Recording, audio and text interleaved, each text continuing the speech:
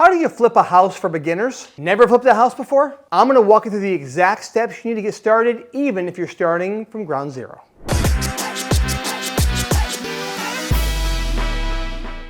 Flipping can feel overwhelming when you're new. This video is your shortcut to understanding how it really works. Most beginners either overthink or they dive in blind. I'm going to show you how to start smart and avoid rookie mistakes. In this video, you'll get a beginner version of the full flipping process, from finding that first deal to getting paid at the closing table. So I could literally spend days on this, and I do in some of my multi-day seminars, and even that's still not enough time. I'm gonna give you the basic framework for how you can flip a house and what that process looks like.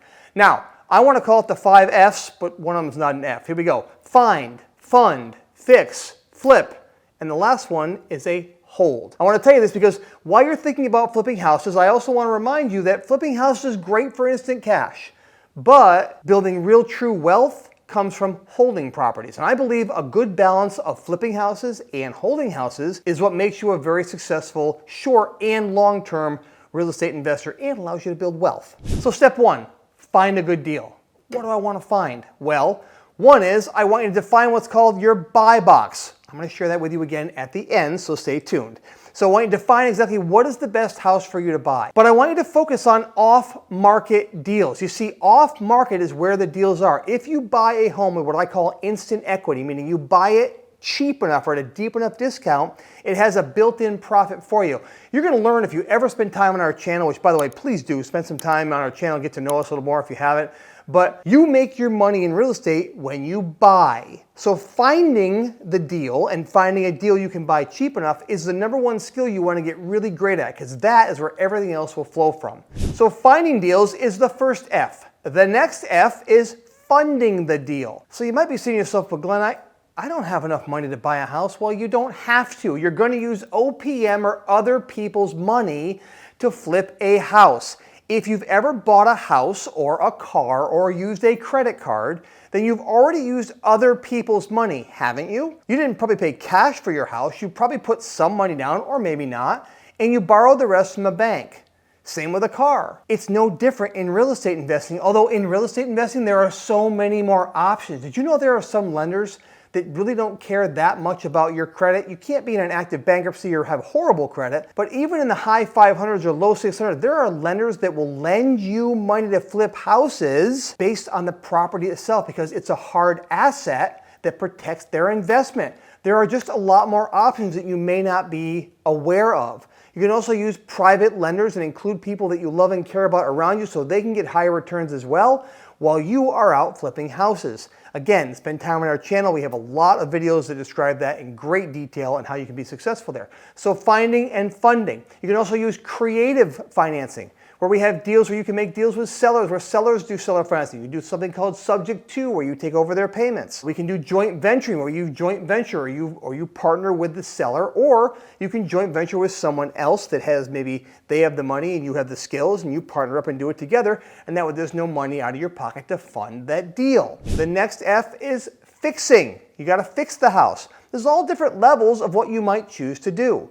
We teach a lot of different ways to flip a house. There's contract flipping, where you literally don't even buy the house, just flip the contract to another cash investor, and you can make $10,000 to $50,000 for that one transaction. On average, about $12,000 to $15,000. Next, we have what's called a repair flip. That's finding a house that just needs a couple dollars in repairs. When I say a couple dollars, I mean less than $1,000 in repairs, and sell that house for a huge profit. Then you have what's called a cosmetic flip. Then we have an as-is flip, where you actually do nothing to the house, just buy it and sell it as is. And you have a renovation flip, and then you have a value-add flip. So lots of different types of ways to fix the house. The most important things about fixing is you're not going to swing a hammer yourself. You are going to have a contractor or contractors do the work for you. But there are some things I want you to know. Again, this is very high level. You're going to have to develop what's called a scope of work. The scope of work will be the exact project Bible of what you want done in that property, including right down to the SKU numbers that they'll purchase for the materials at Home Depot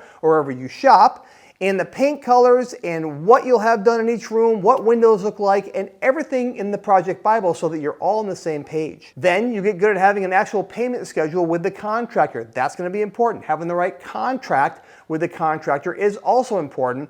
And being a good manager, meaning show up at that job every day, manage the project, see how things are going, and even if you've never flipped a house before, it's not that terribly hard once you build a project Bible to just say, where are we with this? Where are we with this? If you're a good manager, you can be great at flipping houses. The great thing about managing the contractors and managing the fix part of a flip is that you should be out spending time finding. You know, the more deals you find, the more money you make as a real estate investor. So don't spend time fixing. A lot of people think they make their money in fixing. They don't. You make your money in finding. So make sure you spend time there. The next F is flip. Legitimately, you've finished the house, and now you have to flip it to the end buyer. Here's how you do that. You list it with a real estate agent. And hopefully you've made that relationship in advance. It's not complicated. Did you notice that the find, fund, fix, and flip, a lot of this is done by managing it and not doing it? Well, if you do this correctly, you can build a massively successful business by being a great manager, not a great doer.